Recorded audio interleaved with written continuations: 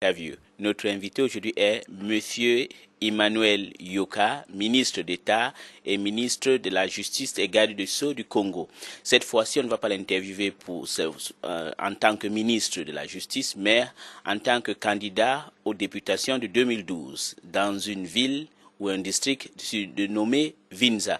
Monsieur Emmanuel Yoka, soyez les bienvenus. Merci.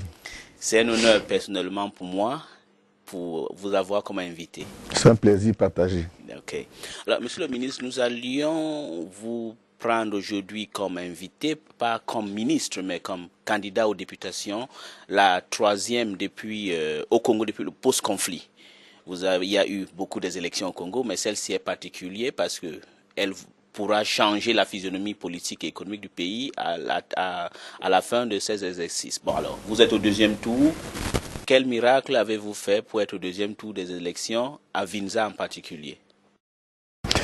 Merci beaucoup. Non, il n'y a pas de miracle en matière d'élection. Il y a un candidat qui a un programme, qui le propose à un électorat, et quand le collet est bien emballé, le peuple dit j'achète. Donc il n'y a pas de miracle. Il n'y a pas de miracle. Pourtant, votre candidature a été sujet de beaucoup de controverses. Je vous dis, par exemple, dans la presse congolaise, j'ai l'exemple ici. Vous aviez la copie du journal Horizon Manager, c'était l'édition du 25 juin 2012. Il disait Maître Aimé Emmanuel Yoka imposé aux populations de Vinza. Ça, il y a ça. Il y a aussi l'autre journal, Emmanuel, qui dit Aimé Emmanuel Yoka est candidat à Vinza dans le pôle.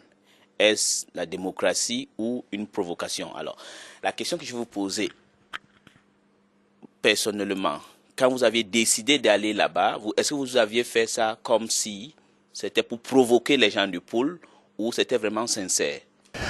Non, c'était sincère, bien entendu.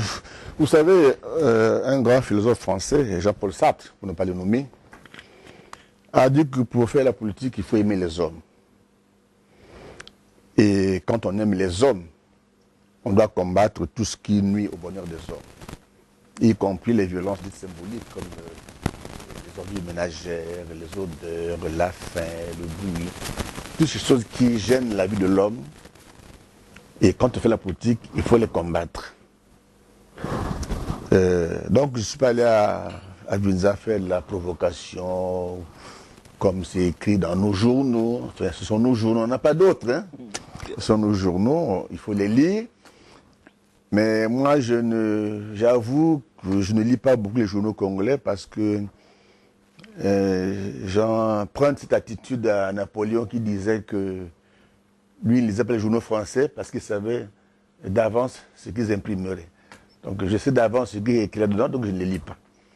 Merci de me amener, de m'en lire quelques extraits. Je prends bonne note. D'accord. Est-ce que ce n'est pas une attitude méprisante vis-à-vis de ces journaux? Si vous ne les lisez pas, ça veut dire que vous les méprisez. Et non, je ne les méprise pas. Un journal doit servir à éduquer, à former l'opinion, donc le peuple.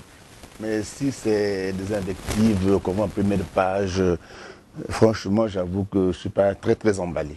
D'accord. Alors, vous aviez dit ce n'est pas un miracle, vous vous trouvez au deuxième tour. Ça veut dire que vous aviez des gens là-bas qui vous aiment et qui ont voté pour vous. Pourtant, il y a eu des problèmes là-bas. Selon ce que je n'ai pas porté la copie du journal, vous avez été chassé à Vinza.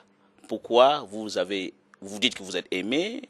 La preuve, si on en tient au résultat du premier tour, vous êtes au deuxième tour. Mais pourquoi se fait-il que vous avez été chassé là-bas à Vinza par la population?